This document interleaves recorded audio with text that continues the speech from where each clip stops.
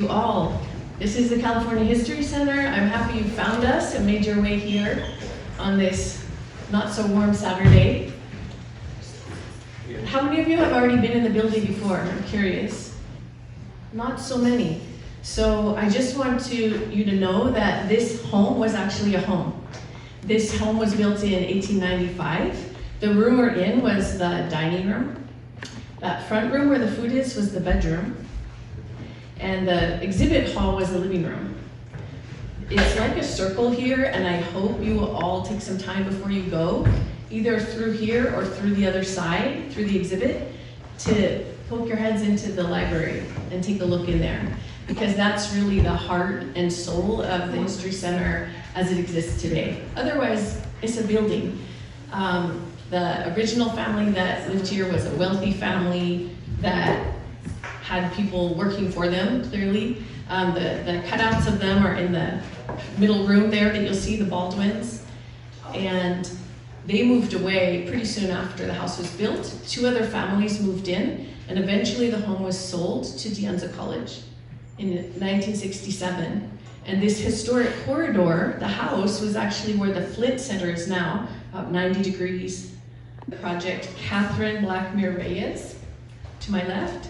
She's the director of ACNA, which is Africana, Asian American, Chicanx, and Native American Studies Center at San Jose State University Library. She also just won the National I Love My Librarian Award 2 weeks ago.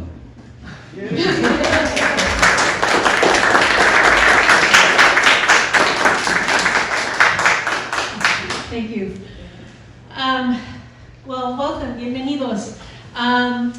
So I have to say that although it's not part of the schedule, I do want to I was at a symposium yesterday on the Muwekma Ohlone that are seeking recognition, right? And although we do not have the land grant, and I think talking about land and talking about property and talking about winery, I'm not going to say a land grant, but I do want to recognize the Muwekma Ohlone tribe, and if you, I guess just to bring it to our forefront, that we have a very strong, a very important native tribe here in the San Francisco Bay Area, and they're seeking to be recognized, although they were they were dropped off of the federal list.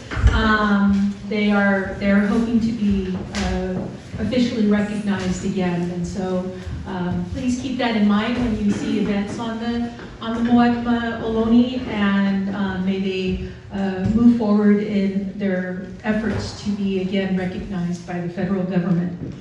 So again, my name is Catherine Blackmere Reyes. I am a librarian and director.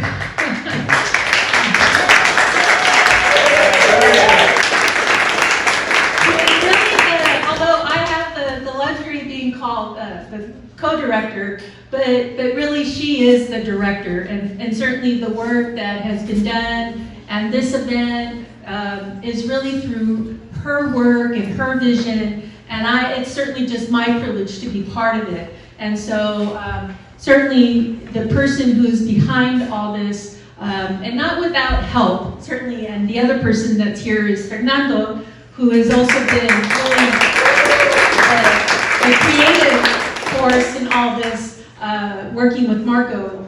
These two individuals have really been moving this project forward. And without the grants that we've received, we wouldn't have been able to move forward with this work. So we need to thank the Santa Clara County Heritage Grant that was for 3 years to undertake the oral history in the website, and I think that's going to be presented.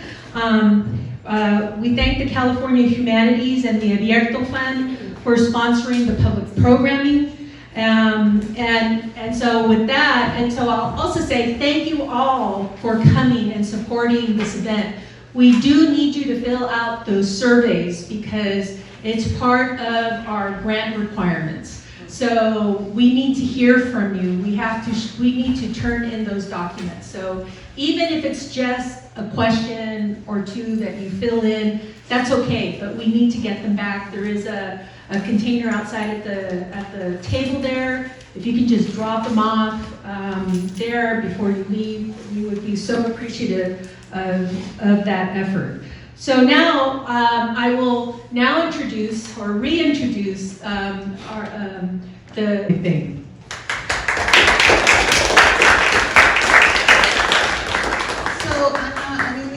This is a team effort, so it's like we're a collective of co-directors. So one person that couldn't be here is Suzanne Guerra, who's up in Humboldt, and it's a far piece away, but she's been integral in all of this retrieval that we've been doing and putting together and finalizing things as well. But I know that a lot of you have participated in this project over the years in very many different ways. So I know Manolo Callahan has, you're gonna raise your hand, you've been an advisor, and Rachel? Rebecca. Edited and translated California Voices, the memoirs of a 19th century California soldier, Don Jose Maria Amador. He also edited a manuscript entitled A Californio at Santa Clara College, the 1861-62 diaries of Jesus Maria Estudio. Estudio was a native 19th century Californiano from San Leandro who studied at Santa Clara College. Professor Mora-Torres also, as we heard, has completed a 2-volume history of Mexicans in the Santa Clara Valley during the 19th and 20th centuries that we expect to get soon, or see soon, right? He is also completing a publication on El Excentrico, a local publication that covered the social life and businesses of Mexican Americans and Latinos in the Santa Clara Valley from 1949 to 1980, along with the publication editor, Mr. Bert Garcia. This is another publication that we are digitizing in color through the library.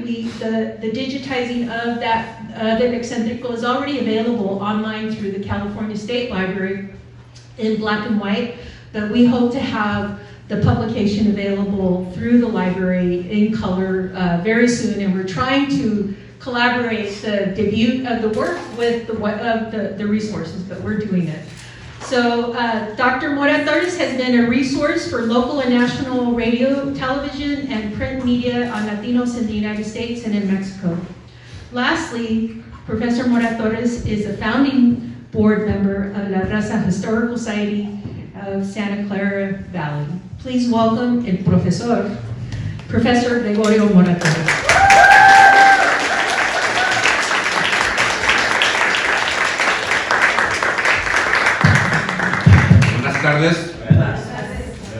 The reason why I'm using Spanish is because there is for a long time there was this myth that the people who first settled in San Jose, Santa Clara County, California, were direct descendants from Spain. And I'm sorry to correct the record, the vast majority of them, except for the Franciscan missionaries who came from Spain, the vast majority were soldiers who came from Mexico. They were in many, many colors. There were mulattoes, indígenas, zambos, mestizos, an incredible range of colors. And these are the early settlers who eventually begin to intermarry with the local populations. The other group of people that came were the so-called vecinos, the settlers, who eventually went to settle the pueblo de San Jose de Guadalupe, Monterrey, La Villa de Monterrey, and eventually also Los Angeles. San Jose was the first pueblo in California. And the proper name is San Jose de Guadalupe. One more Mexican name can there be than that, Guadalupe. Okay? Anyway, before I get into my talk, I'm just gonna go over a lot of the stuff that was covered in the clips, but I'm gonna give it a different angle.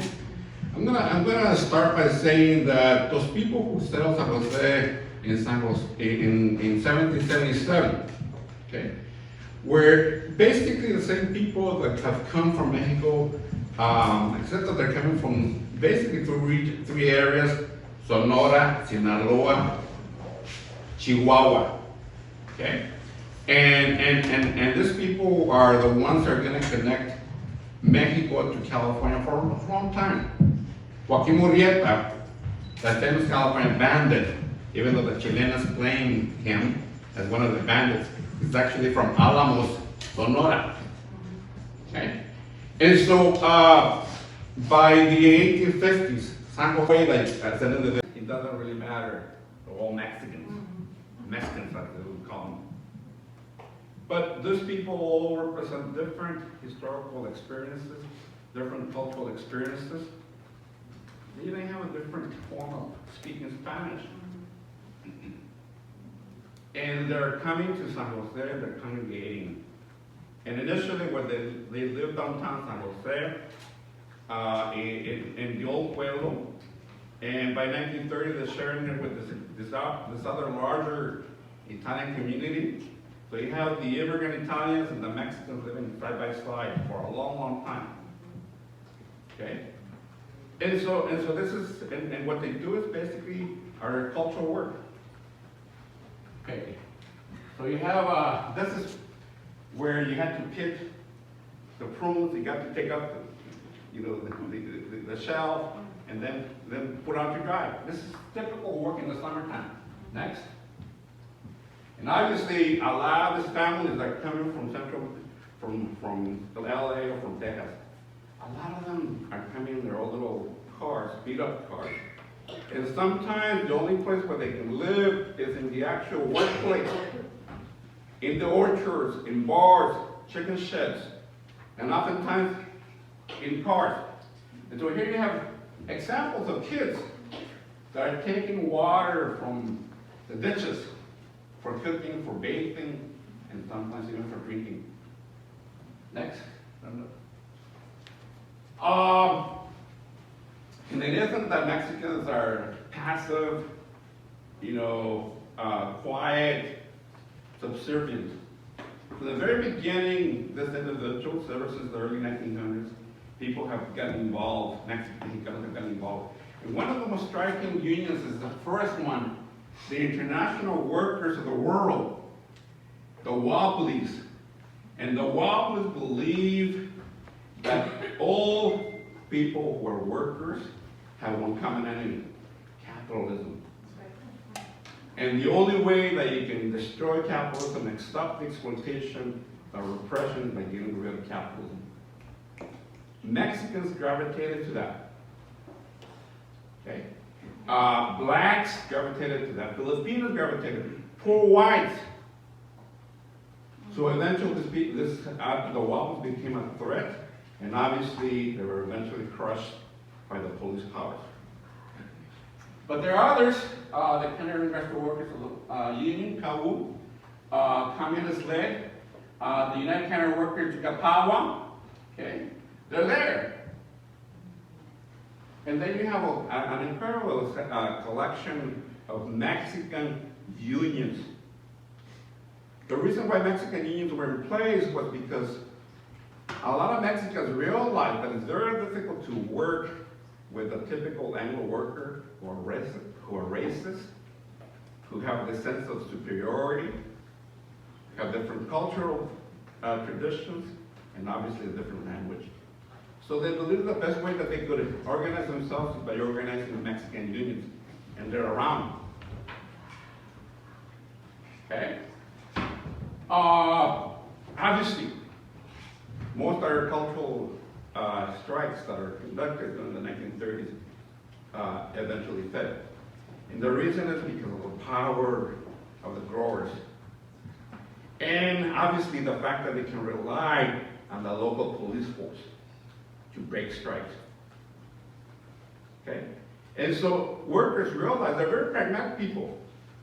If the strike cannot be won in a couple of weeks, it is time to abandon the strike and move on to other places. Because for them, keep in mind that most of these workers are seasonal workers. And they need to earn as much income in the summertime to stretch that income into the year. And so after the strike begins to fail, a lot of people simply move on to the next crop.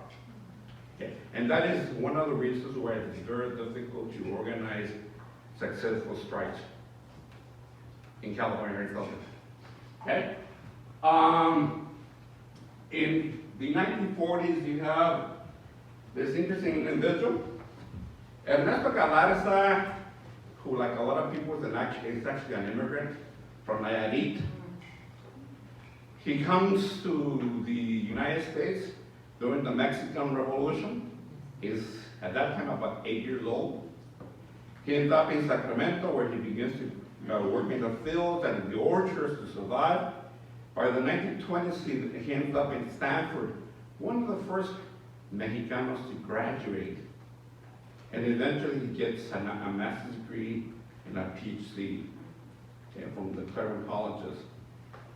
After that, during the Great Depression, he's hired by this Pan American Union, this collection of Latin American countries in the United States, and he does work in Bolivia. Okay? And by 1945, after the end of the war, he comes back to the United States, and he's thinking what to do. He's hired by the AFL-CIO, and his job is to organize California farm workers. So from 1946, he undertakes this job of basically visiting every town across California. A lot of the things that Cesar Chavez did in the 1960s, Galarza started doing in 1947, 48, conducting all kinds of strikes. But most of the strikes ended up failing. And the big problem was that he noticed that even though he manages to organize workers, the U.S. government was allowing corporate growers to bring in braceros, Mexican field workers who came under the Bracero Agreement. And this is in direct violation of the Bracero Agreement that he had with Mexico. And he was using, and the growers were using this braceros as strike breakers. You're pitting one group of Mexicans against the other group. And so by 1955, 1956, he gives up on organizing, and he begins to work on getting rid of the Bracero Agreement in 1957, 58. And he will continue to lobby before Congress to get rid of it.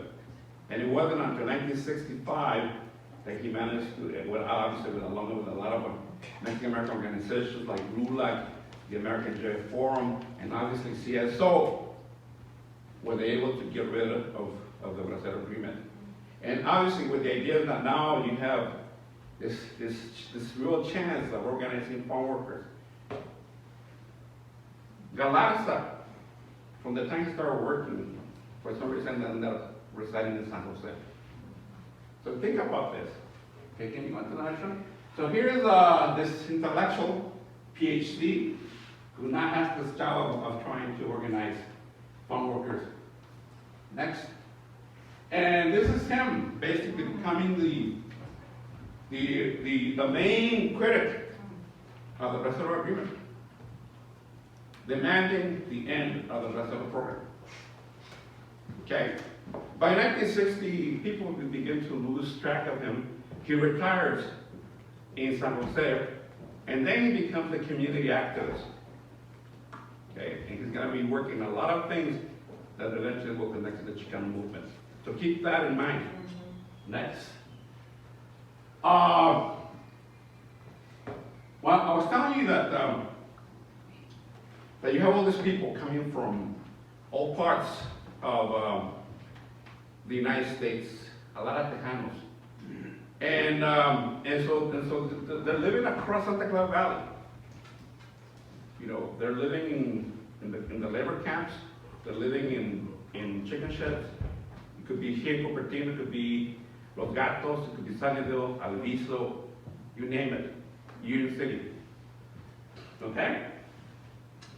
And obviously, what happens is that after World War II, or when World War II begins, there is this incredible shortage of workers in the canneries. And by 1940, there's at least maybe 20 canneries, some of them small, some of them are large, a lot of packing houses. Okay? And there are no workers to be had. It turns out that a lot of the people that were working in canneries were drafted into the U.S. Armed Services.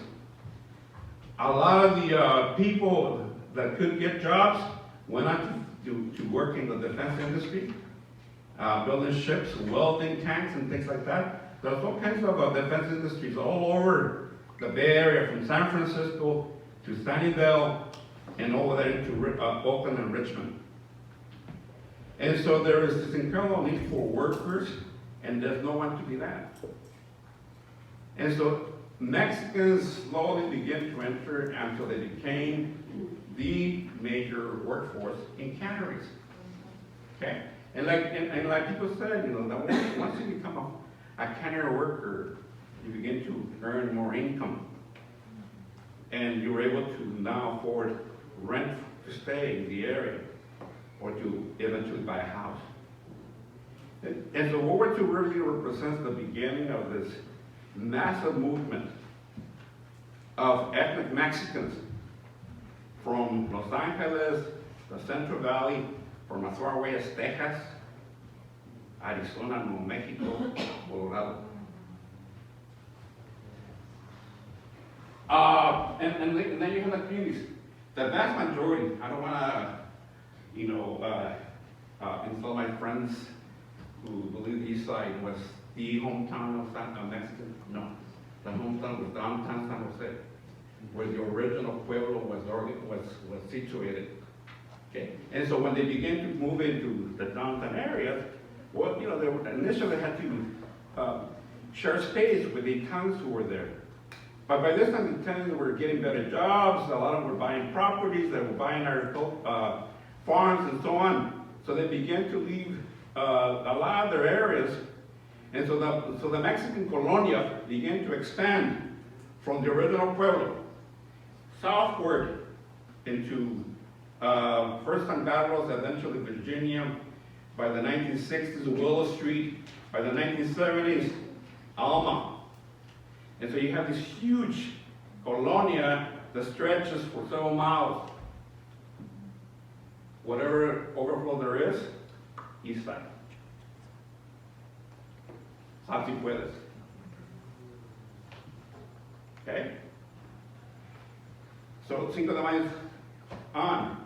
And so where do Mexicans go if you're living out in the countryside to celebrate Cinco de Mayo? You come downtown to the Civic Auditorium, to the great halls, dance halls like the Rainbow Ballroom, the Starlight Ballroom, El Palomar. Okay? And so there's a thriving, flourishing community downtown. And keep in mind that San Jose at this time is not that big. People can actually walk from Sal Si Puedes through San Antonio Street and get downtown in a matter of 20 minutes. If you have a car, it's even faster. So every Saturday and Sunday, fiesta. Dance, comida, and there's always the delivery theater. Okay? Anyway, continue. Canneries, after 1940, you have all these women who initially were mostly Italian Portuguese being replaced by mostly Mexicanas. Next. You can see this is a traditional work. It is basically women's work in the canneries. Very few jobs for the man. And there's actually a division of labor. Okay, next. And this is what a lot of Chicanos are doing, either in the packing houses or in canneries. And keep in mind, there's about 20 canneries and a lot of packing houses. Next. So there is life.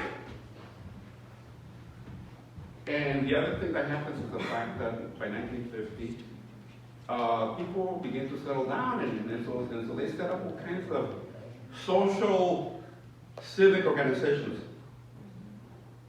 The first one that took over was La Comisión Honorífica Mexicana. And they have two goals, and the goals are there. Promoting and preserving Mexican culture. And they do it through Cinco de Mayo parades, 16 de September parades, but they also organize other cultural events through the year. Okay? On the other hand, by the 1950s, there's a new type of a civic organization. And this is the CSO, and I'm not going to go over too much because I think it was well covered. But the CSO is basically organized by Mexican Americans who see themselves as part of American society. Unlike the Mexicanos, they won't dream of going back to Mexico. They're into assimilating and acculturating to the Anglo culture. Okay? And all these people essentially are firm believers on the idea of a melting pot. You're part of America, so when in Rome, become a Roman, and in America, become an American. Next. Anyway, just to go back, CSO was actually started in 1945 in Los Angeles, and it's really as a result of the fact that by 1945, Los Angeles was the biggest Mexicano community in the United States, and yet no one had been elected to the city council or to any type of political office in 100 years. And so you have all this returning veterans from World War II. Eduardo, in fact, do you have the next one? No, we'll come back to it. There's a veteran who decides to run for the city council in Los Angeles with this big problem. In spite of the fact that you have the largest population of people, of Mexicanos in LA, and you can't get a person to get elected to office. And part of the reason was because people were not registered to vote if they were U.S. citizens, or a lot of the Mexican immigrants who have been living in the United States for a long time, lifetime, had never bothered to become a U.S. citizen.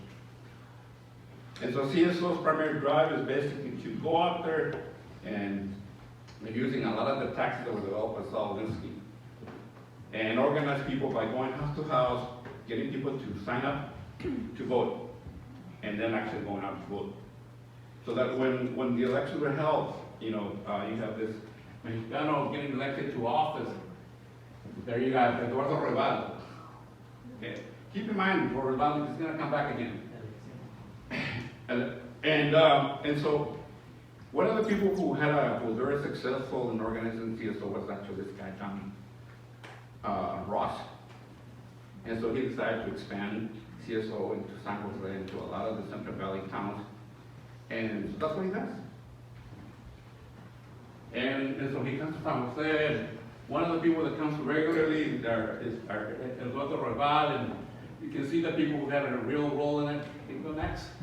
Father McDonald was incredibly important to getting people to support CSO. The first conversation that John Ross had at McDonald was, can you tell me who are the people that have leadership qualities? And he's the one that basically can identify Cesar Chavez and obviously Herman Gallegos. Next. So you have, this is CSO members in 1950. Some of you've seen this. Okay, next. Reval comes to some of them. Next. Okay, one of the problems with organizing CSO is that they're focusing too much on getting people to get elected to office. They're focusing too much on, or not enough, on fixing the streets, getting sewers, sidewalks, paved roads in East San Jose. And yet, in spite of that, they're not able to have a whole lot of influence, political influence in the 1950s. And part of the reason is because the system is geared so that Mexicans are basically seen as second-class citizens without a whole lot of political influence, a lot of political influence. And that's really what happens throughout the 1950s. You have people running, some Mexicanos, as early 1950s, running for public office, city council, school boards in the 1950s, and all of them end up losing. And the real reason for that is basically because elections in San Jose 1940s, 1950s is basically citywide.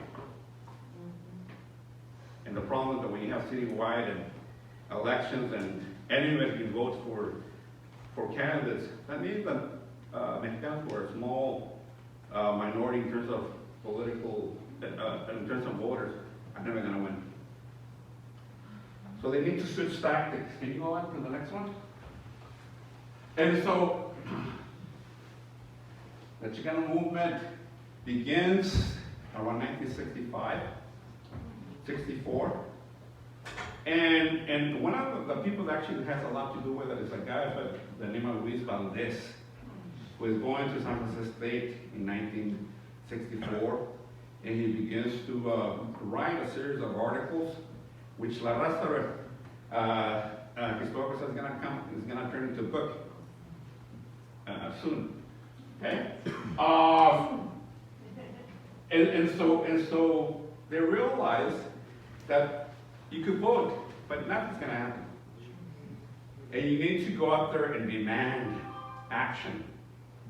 And so the 1960s is the new leadership is represented by people who believe that you need to force those people, that the Anglo-American gatekeepers, to share power with Mexicanos and other minorities. And they do it by looking at three areas. A lot of Mexicanos, because of the connection with Cesar Chavez, the fact that they're coming from the area of agriculture and canneries, decide that they're going to give Cesar Chavez all the support that he needs. Okay? And Cesar Chavez is going to rely upon San Jose and the Bay Area to make sure that his union does not get crushed by growers. Okay? And so you're going to see that a lot of people from San Jose, Santa Clara Valley, and the Bay Area are going to go to the land and basically provide the volunteers that Cesar Chavez needs. A lot of volunteers from San Jose and Santa Clara. When Cesar Chavez decided to organize grape and lettuce boycotts, he's always relying on the San Jose community, La Colonia, to go out there into the stores and picket the stores, asking people not to buy non-union grapes or non-union lettuce. And it was very common in the 1970s to see college students using the weekend, manning tables in front of luxury stores or in front of Safeway stores. Okay? And so they did that. Okay? There was also an incredible anti-war movement in San Jose. A lot of people, especially people that were going to college in the 60s, are beginning to fear that they may be the next people that are going to get drafted. Okay? And so they begin to resist the war because they begin to question the morality and the justness of the war. And a lot of them basically led out to concluding that this was really an imperialist war, and there was nothing to be gained by that. It's just exploiting the people of Vietnam. And so a lot of young college students basically worked to end the draft and ultimately the war. Okay, so, and then obviously you have the big problem here in Santa Clara County was really the fact that the schools were all failing. Most Mexicanos were going to either schools in downtown San Jose or in the east side. And the teaching was horrible, horrible teachers, core curriculums, and the vast majority of those kids never went beyond the 9th grade. Okay? So how could they improve their way of life unless they went to college? How could they aspire for middle-class jobs when they were being pushed out or kicked out in the 9th grade? Okay, so they begin to basically protest, demanding the hiring of teachers, Chicano teachers and administrators, that they had to introduce a new curriculum that reflected the culture or the history of Mexican Americans. And then the other problem was to get Chicanos into community colleges and into four-year universities. In 1972, you could count the number of students that were going to Santa Clara University in your hands. And Stanford too? Stanford even worse. One hand. Yeah, maybe. 1 of 10. Over there. And she's number one. 8 guys and 2 women. Yeah. Freshman class in fact. San Jose State College was a little better. Many dozens of Mexicanos were going to college in the 1960s. Keep in mind that these colleges were lily white. 99.9 of the students were either white males Yep. or females. Even white females were not going to college at that time. Okay? And obviously the most important thing is developing Chicano studies. Here you have an educational program that has long neglected, ignored the history, the culture of Mexican Americans. And that needs to be corrected and changed. Next. And so, turns out our representatives, we're gonna go fast now. I have a white guy represent the Chicano movement. But this is a guy that has been a part of the Chicano movement for a long, long time. Fred Hirsch. But there were a lot of people like Jose Carrasco, Luis Valdez. Next. So you have Luis Valdez right there, who went up and established in Teatro Campesino, a native, a big conservative group in East San Jose. Next. And then you have students basically supporting the boycott.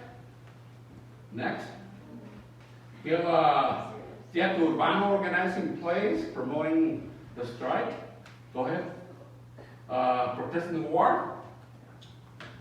You have victims and casualties. This guy was one of the first Chicanos to be killed, or Mexican Americans to be killed for San Jose. Guy by the name of Patrick.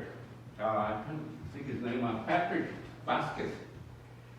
His family had a long connection with the U.S. Armed Forces. His grandfather had fought in World War II. His father had fought in the Korean War. And this guy is fighting in Vietnam. And he's one of the first casualties of the war. And you have Alexandrico cover in 1966. From then on, Alexandrico began to print the names and the photographs of Mexican Americans who were killed in Vietnam from San Jose. Okay? And obviously that's educating the people. Next. And one of the biggest national war protesters was this woman by the name of Delia Alvarez, who happens to be the sister of the guy in the middle, Captain R J. He's an Air Force pilot, the first Mexican American, or the first American to be shot down over Vietnam. Okay, you have and then you have go ahead. There he is, Alexander covering that. Keep in mind that every college, San Jose State, Santa Clara, obviously, the community colleges, university, Stanford University, they all had an Antiwar movement, and Chicanos played a role in every one of those movements. Big time. Big time. Show my head. Next, Chicano running for public office. After 1960, have all kinds of Mexicanos, Chicanos running for public office. And a lot of these people are not like the ones who were running in 1950. These are people who are Chicanos, who are demanding change, reforms in the system, that the political system had to open itself up. Okay? And there's also a lot of pressure to get rid, to elect a Chicano Mexicano in the city council. No Mexican American has served in the town council since 1850. Next, and there you have it. The first Mexican American to be appointed, because he could have went, was Alfredo Garza. When he ran again for office, he won by a landslide. In 1978, he wanted to run for mayor, and he was shut down quickly. Too ambitious for Mexican American. Okay, next. Walkouts all over Santa Clara Valley. These are really random protests that are organized in every school district.